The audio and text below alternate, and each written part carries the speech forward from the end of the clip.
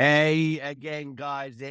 Another episode of the Redline Podcast. And today we are fortunate enough to have Alex Seleska from Sparton Danzig. He's part of an investment management firm. He will be changing the dynamic of UK startups, how they're funded, how they grow, and how people are able to effectively exit successfully with their peers, so that everybody can have the outcome that they desire. And I'm really, really glad I was able to bring Alex on the show today because there is a lot of value. I'm actually partnering with Alex on a number of different projects, and there's a lot of big things that are going to happen. So, Alex, I'll hand it over to you, the extraordinaire from London. Tell us about yourself, Alex.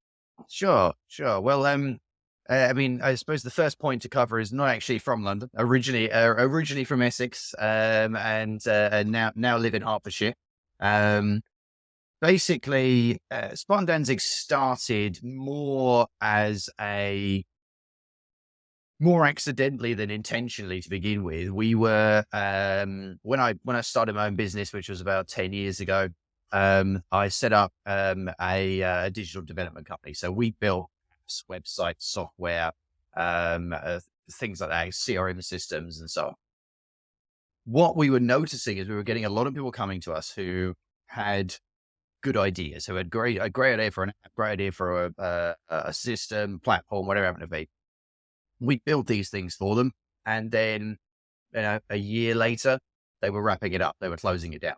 And we started to question why that was happening. And so we originally started a tech consultancy alongside what we were doing with the company, because the first thing we identified was the problem they were having is that they didn't really understand what the tech needed to do to make the business workable. So we started off by doing that. What we discovered as we went down that line is that there was a lot more fundamental things that actually they needed as well. They needed help with business modeling, the way they put the business together, the team they had around them, the skills they had around them, all those kind of things. So what we started to do was add those things into the consultancy that we were doing. And eventually it came around that actually what they needed more than almost anything else was more money. And so we started looking into helping them raise investment, getting investment into these products and so on. And so we kind of accidentally found our way towards doing this. And then in 2019 made the decision to set up a brand to do that intentionally. And that brand was Sparton Danzig. So we set up in 2019. It was pretty much immediately parked because we found that the COVID thing kicked in and we couldn't afford to be splitting all the issues and so on. So what we did, we kind of left it kind of as it was, although we did build a little bit of it. We kind of left it as it was and moved down the line of kind of going forward with our with the digital marketing agency and keeping that going. But over the course of last year, I decided to shift the focus into Sparton Danzig. And my original intention was to sort of hand the digital marketing company over to some other people who were working with it, but it wasn't really working out. And so at the end of last year, I sold it, and allowed myself to shift my full focus onto Sparton Danzig. And so really Sparton Danzig has only been running in earnest, if you like, since about January this year. And in that time, we've grown just exponentially. We've got just over 20 clients on board at the moment now, a dozen of whom are in the position at the moment where they're raising money. We've grown our team and the people around us, fairly rapidly in that time, and we're doing really well. So we're very pleased with the direction everything is going in, and everything seems to be moving in the right direction. So we're pretty happy. I'm happy too, because I'm part of it. Yeah. So one thing that is quite interesting, I went through something similar on this, and I think it's really important that people know, even your perspective, when you were at a point where it's a pinnacle point where you have a business, your mind is showing you a reality where something else is different. And then you have this little bridge, right, that you have to cross. And that bridge is a difficult bridge because it includes people, personalities, careers, lives. And for me, when I got to the point, I probably need a little bit of learning in this. But I got sick of my team. I got sick of them when they were not doing what I needed them to do. The results weren't coming. I was paying salaries and not getting the result. I was like, this is fucking pointless. I am paying these people and I'm doing all the fucking work. So what was the breaking point for you to say, like, all right, I've had enough now. I'm gonna stop with them and I'm gonna go make the next step for me. What happened there? Well, honestly, it was quite it's quite an interesting one. Effectively, there was two of these that occurred through the journey of the company. So the first business that opened in 2013 was I set it up with a business partner, and I basically it came about because I was the sort of sales side of it and he was the technical side. So basically we built it like that, and we built up a decent team, mostly in the technical development side of it because that's where we needed people. We had one or two people in the sort of administrative side of things. Basically, I'd been getting to the same sort of point as you in that, I particularly remember 1 month sitting down and looking, and I think I closed about 40 or 50,000 pounds worth of new business in a month. And I'd seen about 2.5 grand out of that. And I sort of thought to myself, what the fuck's going on? What the fuck? Why is this happening? Yeah. So I took a fairly big look at the business at that point, and there was all sorts of inefficiencies and things like that. So actually what was happening is I was going on holiday. So I'd said to the team, right, I'm away for, I think it was about 5 days. It wasn't even that long. Yep. So I said, I'm away for this amount of time. What I need, what I'd like you to do is over this time, take some time because we haven't got anything majorly massive on. Take some time, sit down, work these things through, come up with some plans, and we'll see what we need to do. So I came back 5 days later, and the plan that they'd come up with is that I was selling too much.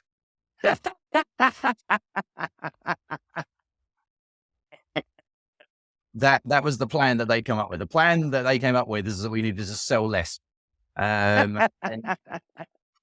that was the point to me where the immediate reaction in my head was, "Well, fuck you lot then." You know, so basically about 2 days later, I literally sacked the entire team.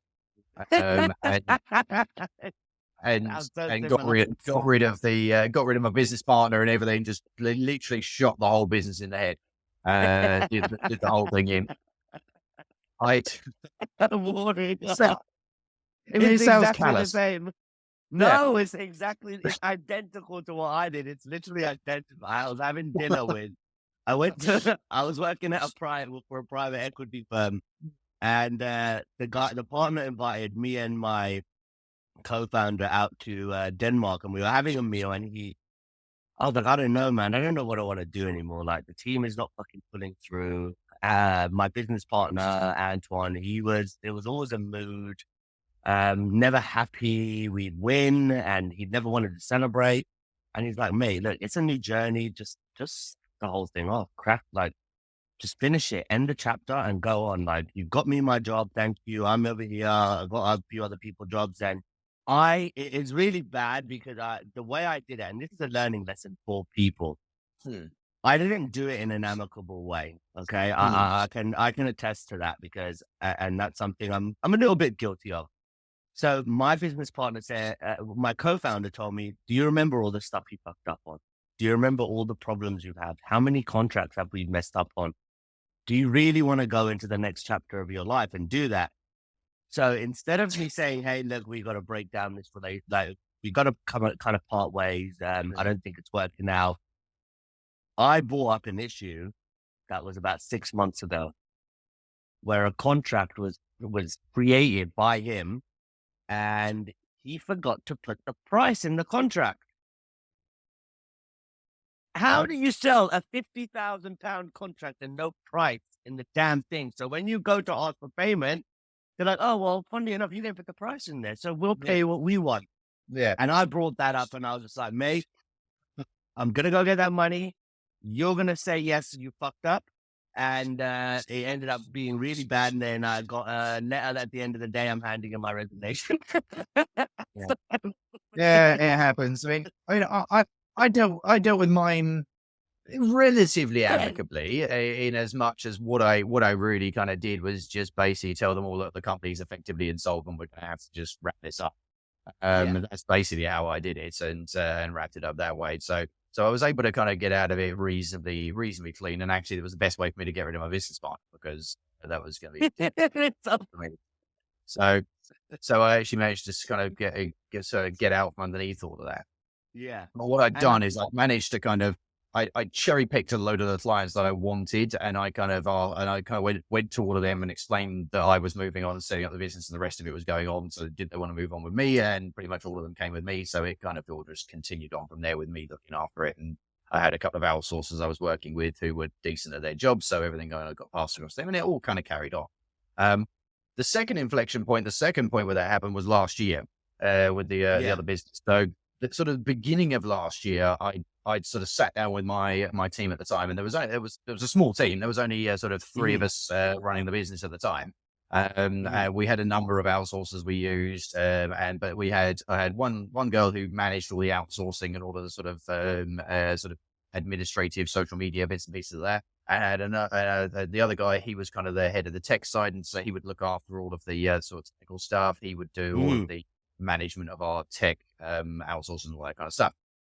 Anyway, sat down with those two at the beginning of last year and said, "Look, I'm going to be shifting my focus to Sparton Danzig. That's where my focus is going. That's where my passion is really. So what I'd like you to do is over the course of this year, you guys take the reins and run this business. You do it well, you do it right. And at the end of this year, I'll effectively hand the business over to you. I'll set you two up as directors of the company. I'll step out. I will have a percentage of it, but you'll look after the business day to day." Which I thought was a fairly good offer. You're a very good boss. That's Yeah, a very good. That's a very noble thing to do. Well, I was hoping that would be the thing that would work, but over the course of the year, I was extremely busy with a lot of things that were going on. I was getting married. I had there was a load of things going on. I had a honeymoon. We had an issue with our house here where we had a problem with my wife's business, and all this kind of, there was all sorts of stuff going on, and so I kind of stepped out and let them kind of take it and run with it and so on. And it just wasn't working. It just wasn't happening. Yeah. They weren't stepping up and doing the job. They weren't in the right mindset or the right headspace, whatever it was, to take that on for one reason or another. And so it got to like November last year, and I had a conversation with my wife, and I just said, the business is completely stressing me out. I'm not getting anything from it. It's taking 85% of my time, and it's paying me maybe 20% of my income. What's the point? And so the issue was going to be that if I completely killed that business, I was going to have a gap of earning before I could get into the next company. So what I decided to do was actually kind of came up in the conversation that, oh, hold on, a few years back, I spoke to someone who'd mentioned they might be interested in buying it. So I thought, well, maybe that's the way to go. So I actually rang that guy up the next day, and ironically, he turned around and said, "Oh, actually, no, I've moved on. I'm doing something else now. I'm actually not interested in buying it." But it had kind of switched on.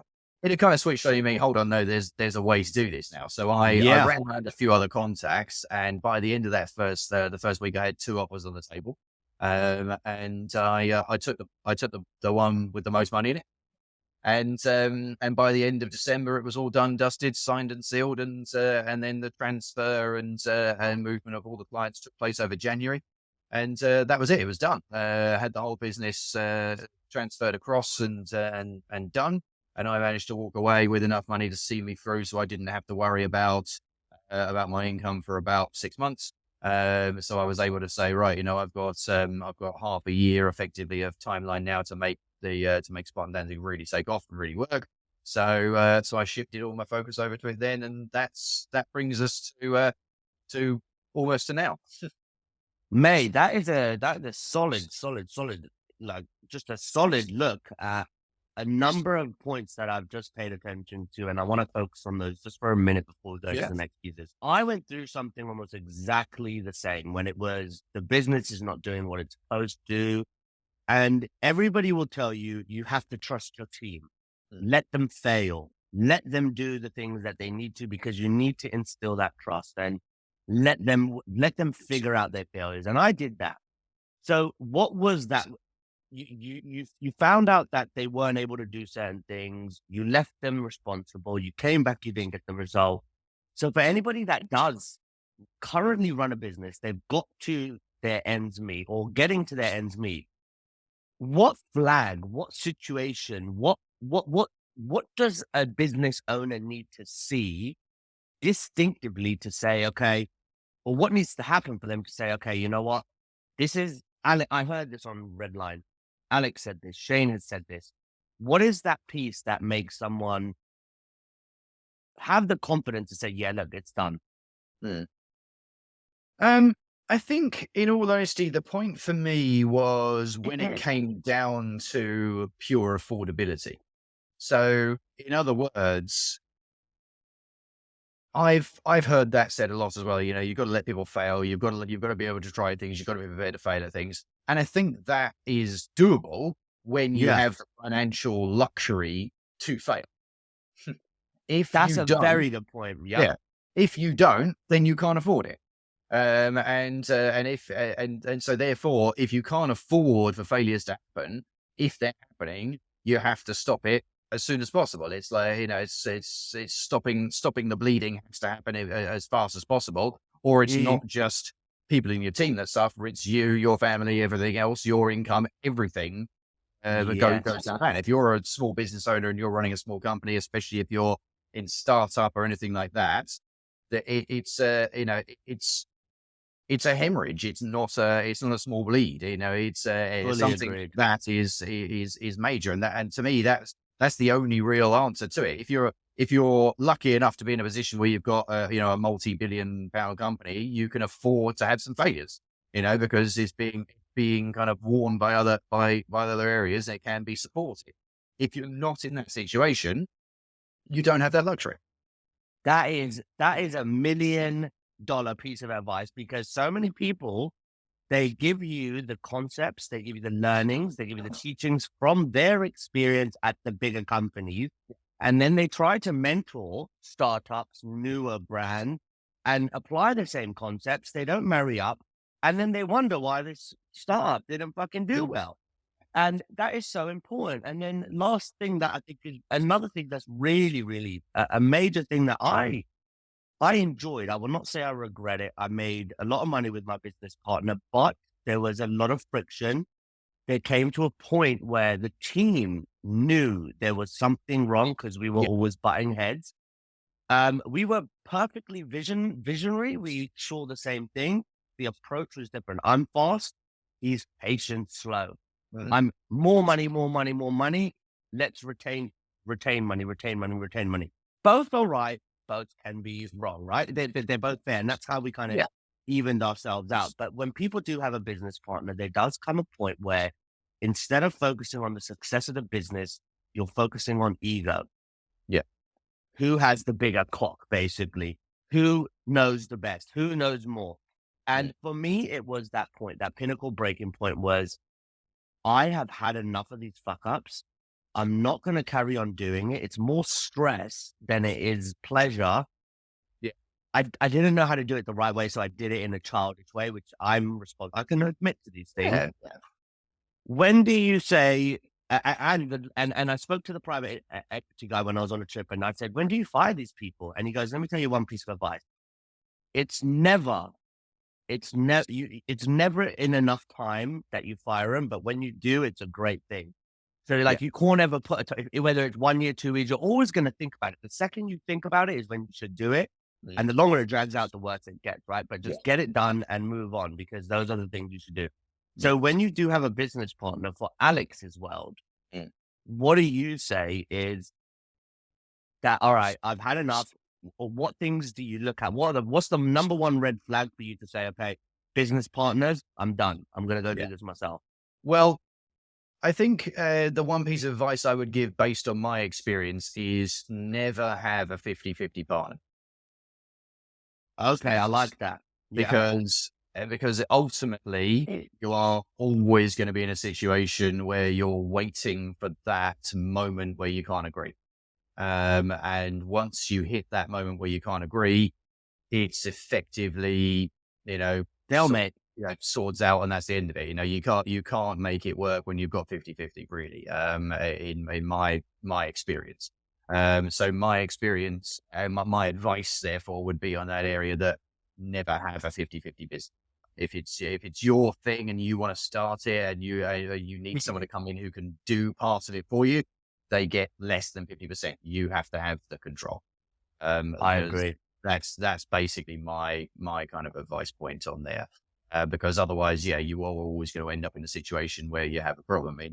I mean, perfect example. I'm involved in another company alongside this one where I am a 20% partner with 4 other people. So there's 5 of us and we have 20% each. Which the issue that's getting on there is that every decision has to be made by committee. And it slows everything down. Massively. Really needs to, and that's another problem. And so that's a sideline for me. So that one's not so important, but it's still an issue that will only become more pronounced over time. Yeah, absolutely. No, you're 100% right, and I fully agree with that. So on to the next juicy part, which is why most people watch this. I believe in a concept that I've dubbed accelerated learning, and accelerated learning is through massive failure, and it's through fast failure, but bouncing back from those failures. And every time somebody fails, you get a very, very distinctive learning lesson out of it. So for yourself, you're a pretty big icon in your industry, in your space. I know a lot of people know you. What was the biggest failure you ever experienced? The most profound failure that taught you the biggest lesson. So what was the biggest failure, and what did that failure lead you to a learning that has helped you shape your life today? You can give it some time to think. Don't worry, it's a juicy one. Sure. I mean, I think that there's one particular one that stands out. And it was in the very early days of starting to do this work for clients and helping build up and so on. And it was still when it was part of the old company and so on. And it was effectively at the time, it was like a separate legal entity, just named basically very similar to the other company. It was kind of running alongside it. And we had these 2 guys come to us. I had this idea, decent idea. Wanted to get on with it, but they were very focused on like fast pace all their ideas, and from the very start, I was a bit uncomfortable with it. From the very beginning, I was like, they're not really listening to what I'm saying. They're just asking me to facilitate this whole idea that they want to do.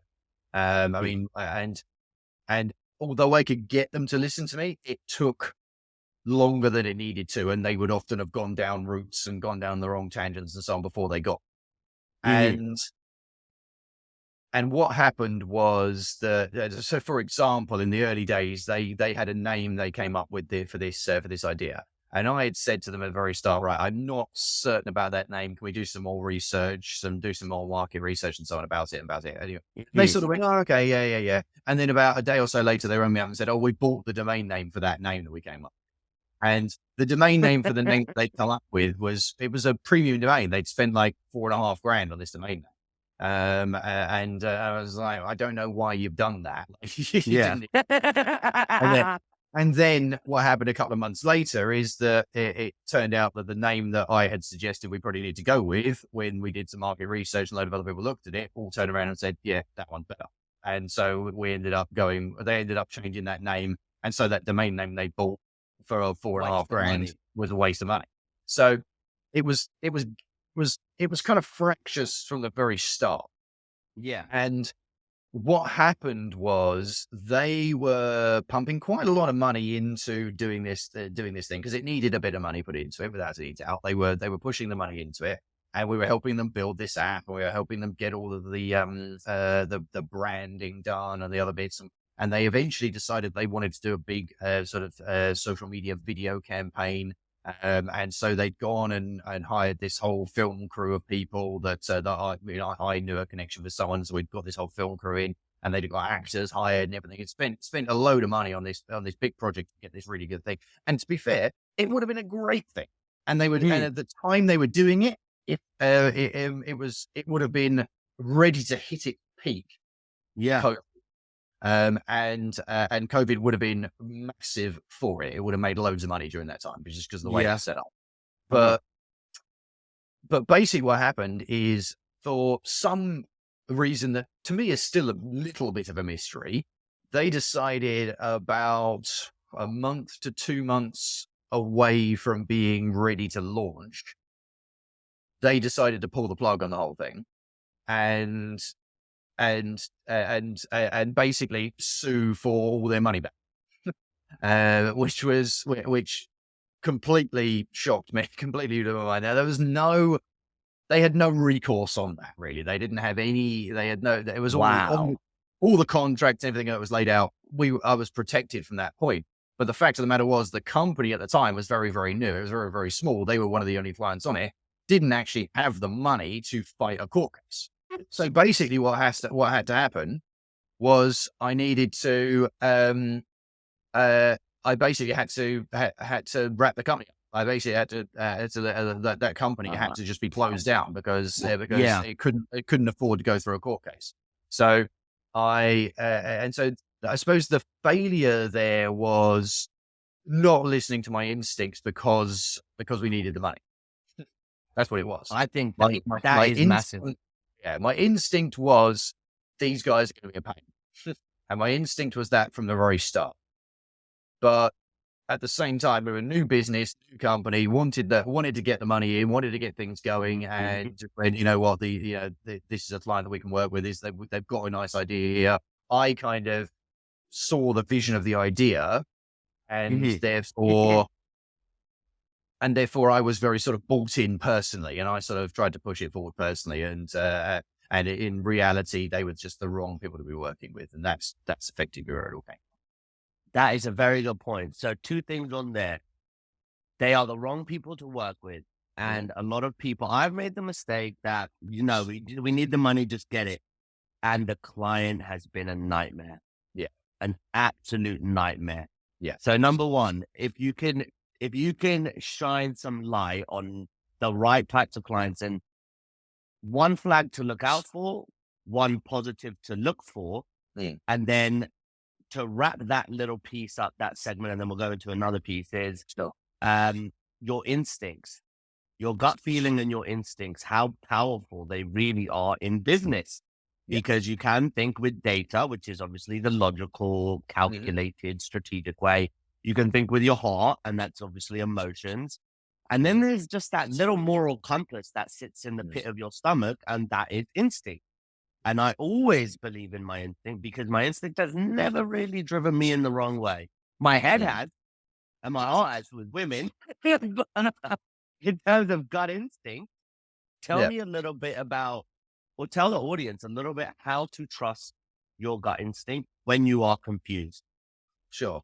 Well, I mean, for me, I do a lot of, I've done a lot of personal development work over the last number of years, and I've got a lot of understanding now of what's referred to in lots of different ways. But the easiest way to explain it is like universal energy. In that effectively there is probably the simplest metaphor for it is, and the best way that it's ever been described in a way that people understand, is a little bit like the Force from Star Wars, in that it's the universal energy that goes through everything, connects everything together, and everything is connected to it in some way or another with vibrational energy and so on. Yep. What I have come to believe through understanding that more is that that's what your instinct is connected to. there's an instinct. The instincts in you and your gut feeling is actually a part of your consciousness that has got a connection with that. Which is why sometimes you meet someone, you immediately go, I like that person, even though you don't Yep. really know. And sometimes Yep. you meet someone, you immediately go, don't like that person. And there's a Yeah. you don't really consciously know why. You don't really Yeah. understand why. All you know is that there's a gut instinct there. And it's Yeah. because on some level or another, your consciousness is able to read the vibrational energy of that person. Absolutely. And that's what I think it comes down to. So in terms of trusting it, I think it has to be trusted. One of the things that that happens is obviously you get better at that with experience as well, because you get better at reading it. Because sometimes Mhm. it's a case that it's telling you something that isn't quite right, but you're not sure what. And obviously it's very easy at that point to throw the baby out with the bathwater. So you need to learn to work with it more. And some of the best methods I've learned to work with it are focusing your mind on it more from a almost like a meditative point of view, to learn how to kind of settle yourself and actually kind of analyze what that feeling is and where that's coming from. Um, Mhm. but usually, if you've got an instinct in your head, you've got a little thing in there that says there's something not right there. It's true. You've just got to sometimes work out exactly what. Okay. And last piece on that then. You've got a decision to make, a very important decision to make. You have instinct telling you yes. You have data telling you no. Which Yeah. one do you trust?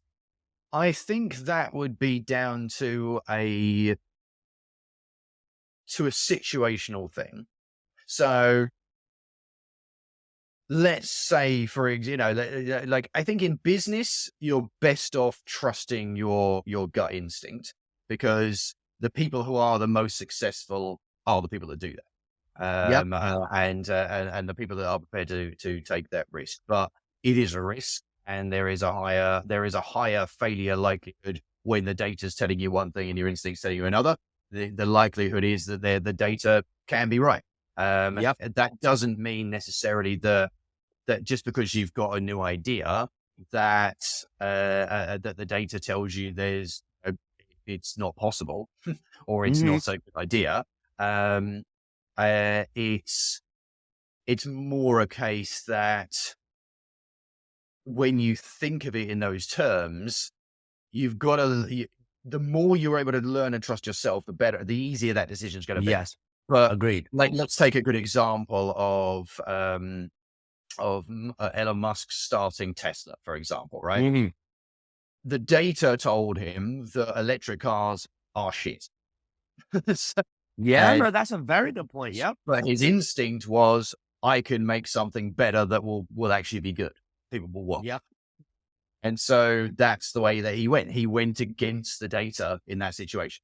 You know, That is a now, perfect yeah. example. So that's one way of thinking about it. It doesn't mean that the data is always right, because sometimes the data is Mhm. telling you something simply based on the existence of the reality at the time. It's nobody's ever invented anything new by using data that's gathered from the existence of the time. No one would have invented the wheel if they were simply looking at the data of stuff they currently dragged around. They would. You're You know, absolutely right. you've got to be prepared to innovate in some way and go against the data in some way in order to make something happen. I love that. I love that. Absolutely love that. So, learning. So, we know about Yes. my accelerated learning, which is great when Yeah. that's through failures.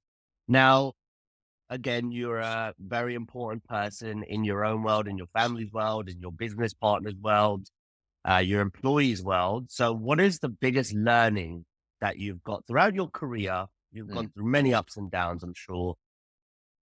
What was the biggest learning moment for you that kind of there's always this little hump, right? It's called crossing the chasm.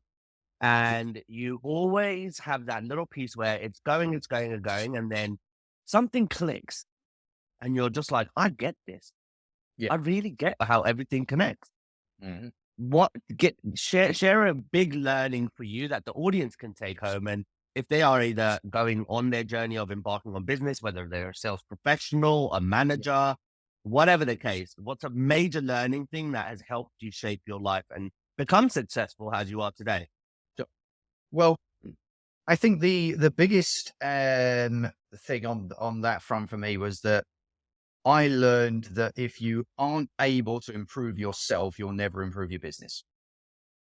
And so it actually starts with self. It starts with you. You're the one that's got to make that change. You're the one that's got to think about things differently, look at things from a different perspective, be disciplined and honest with yourself and push yourself in a direction.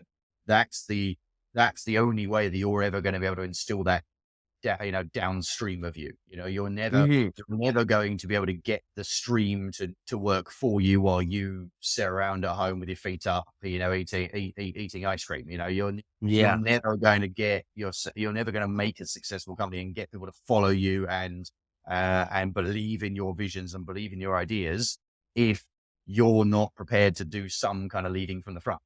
And so for me, the point that kind of the moment that happened, it was actually started from a personal for me.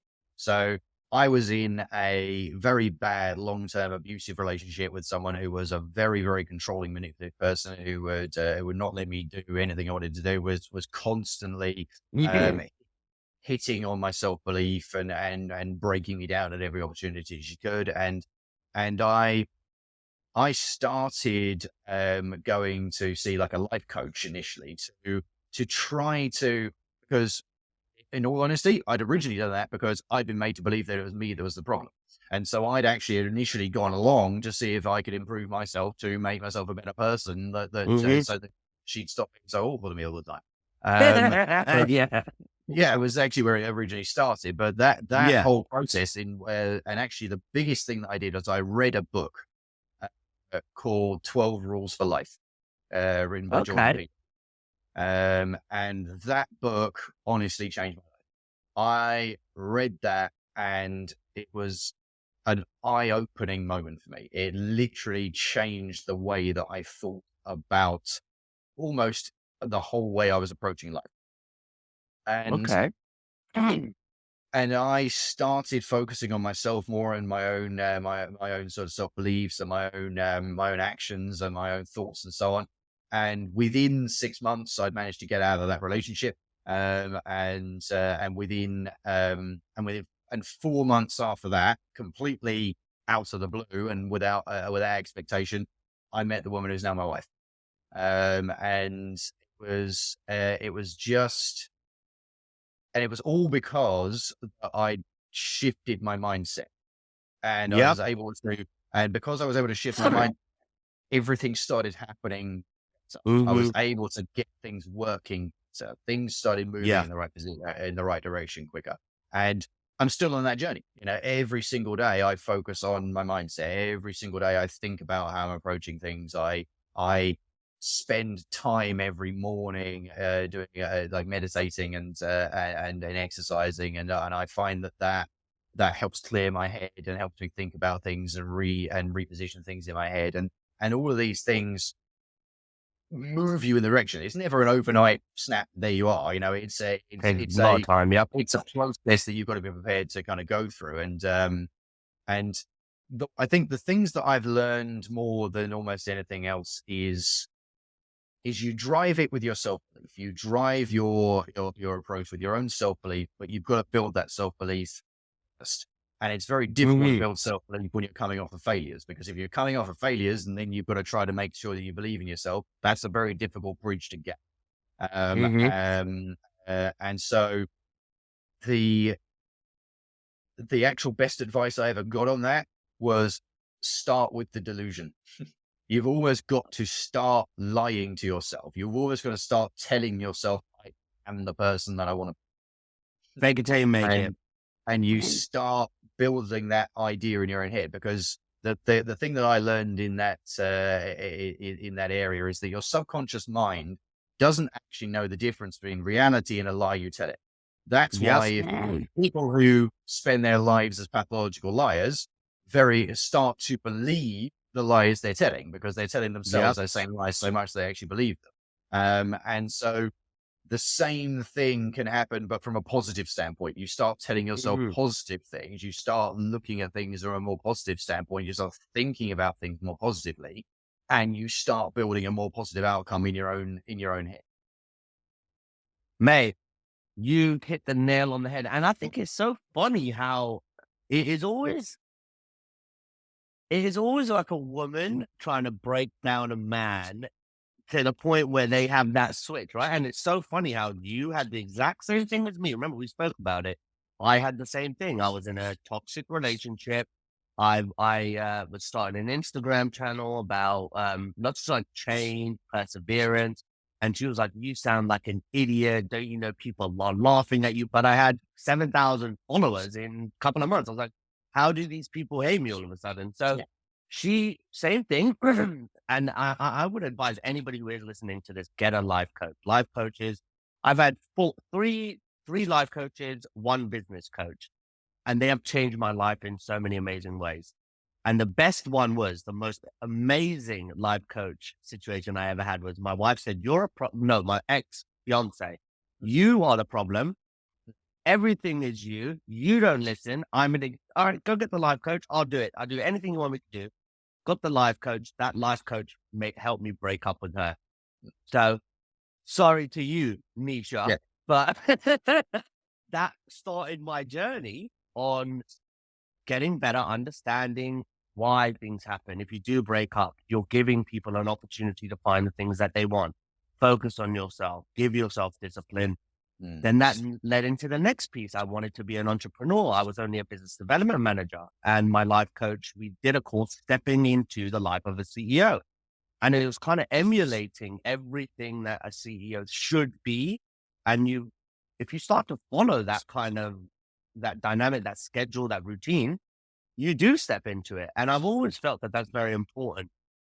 So it's very interesting that you actually put that together. So if you were to go back to Alex at 18, you get to go to time warp. You've got the roadmap to success.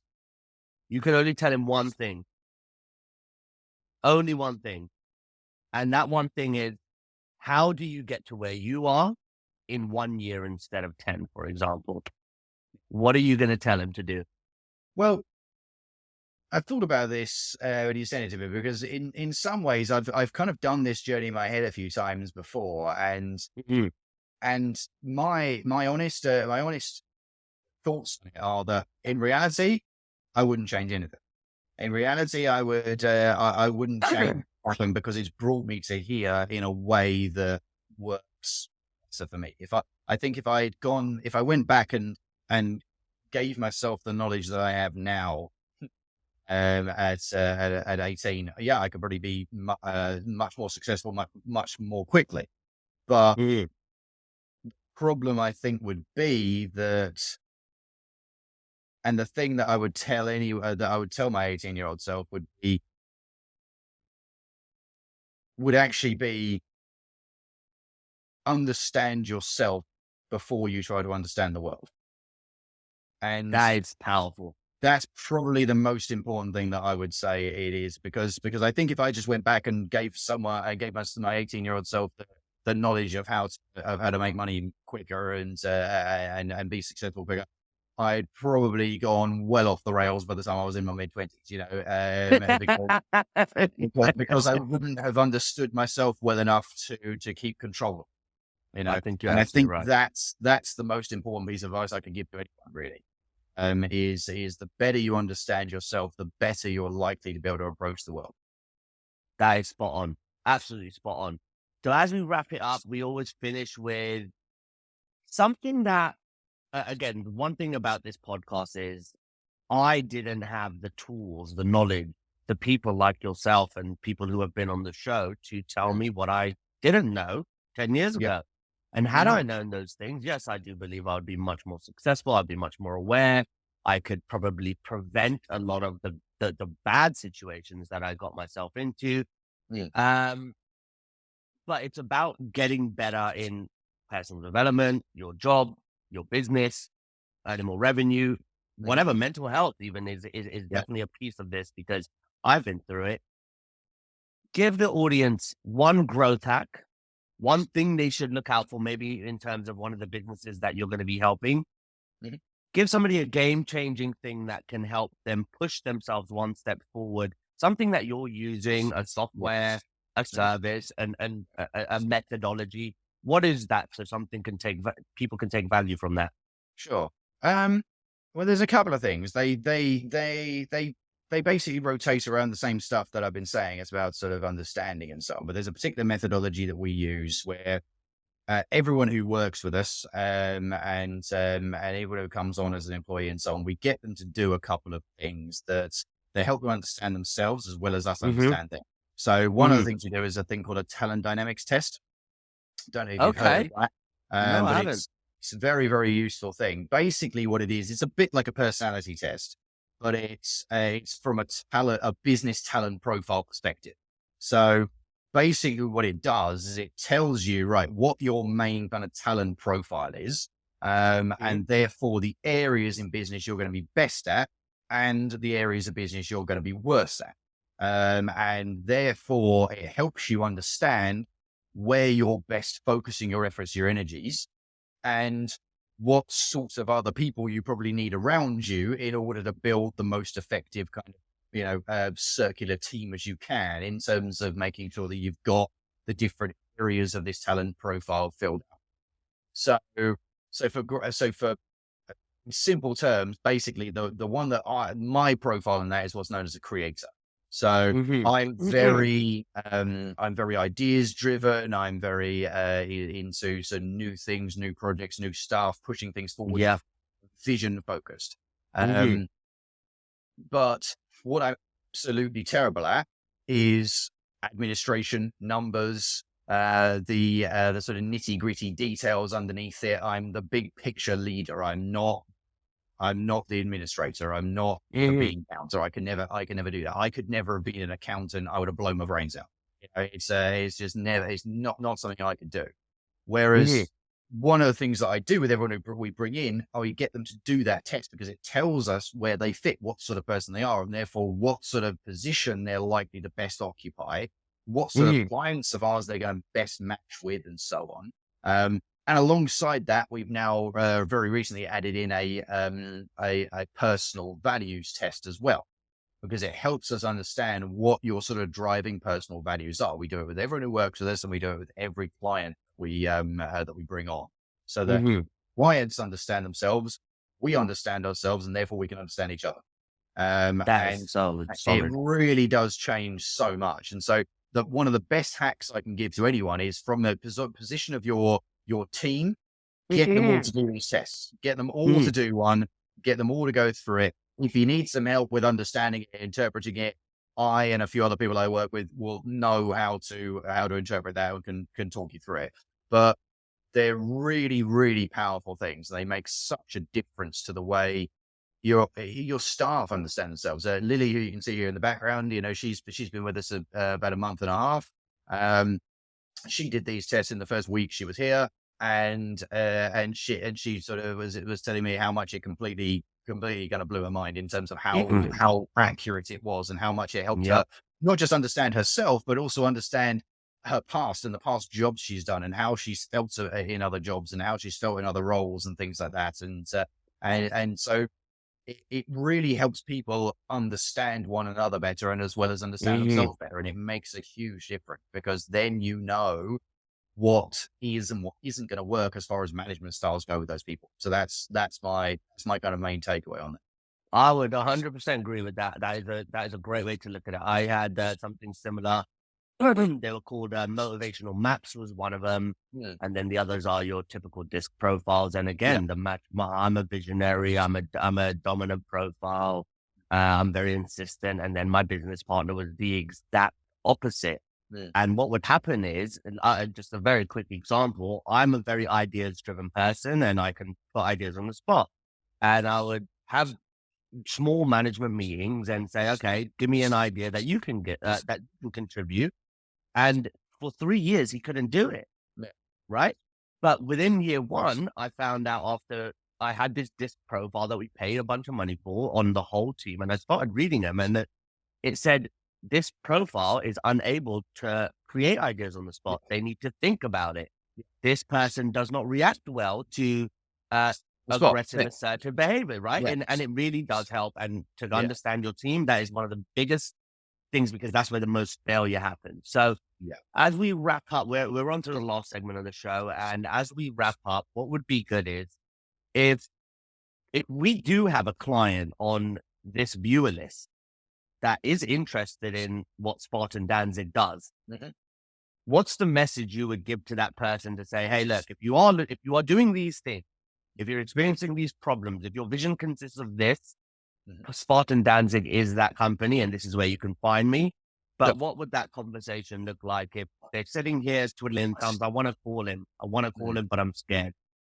Sure. Well, I mean, we're not scary. Is the first thing. We're we're not the typical kind of investment focus and things like that are not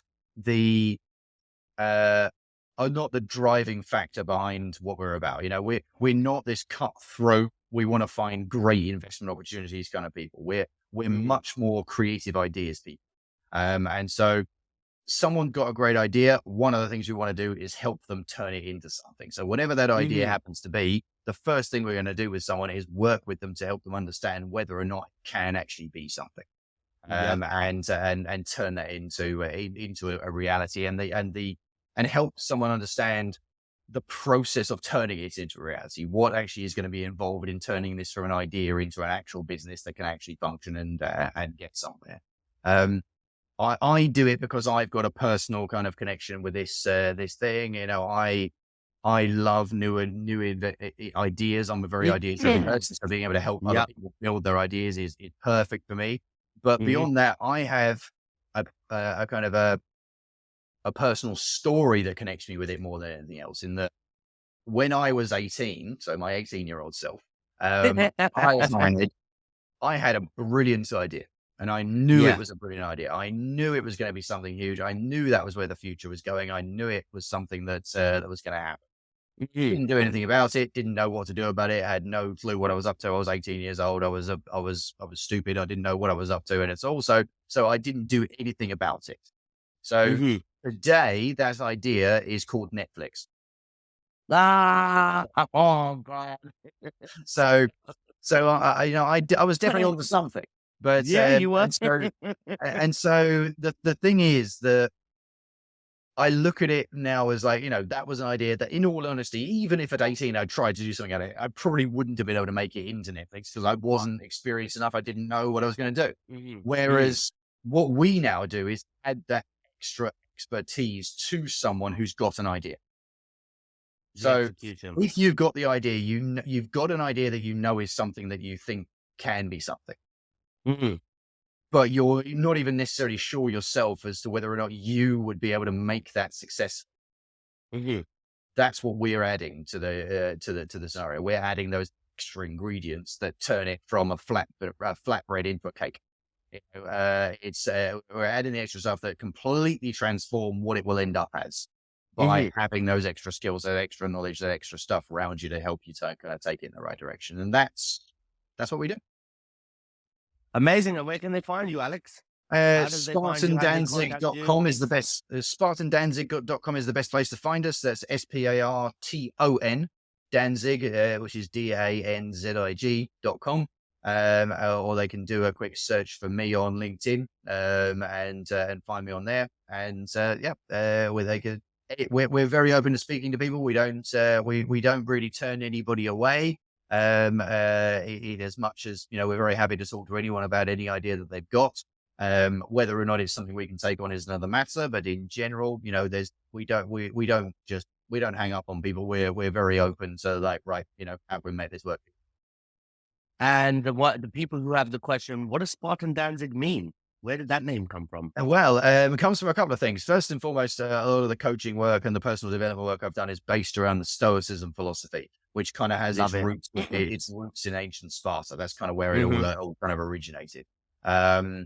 And then Danzig is the city in Poland, which is now called Gdansk, but it's where my family originates from. So my family name is Polish originally, and Danzig is the area of Poland they came from. And it was called Danzig at the time when they left it and went to America actually. So we just connected it to that from a personal standpoint as well. Wow. Well, look, Alex, I think this was an incredible show. I think there's a ton of value here. We went on for it. Usually the show is about half an hour, but the fact that we got to 55 minutes, I'm psyched, because there are podcasts now that are going up to 2 to 3 hours in some cases. If there's enough value. So we will have another episode again, because there's going to be some huge developments, but thank you very much. And I will see you on the next one.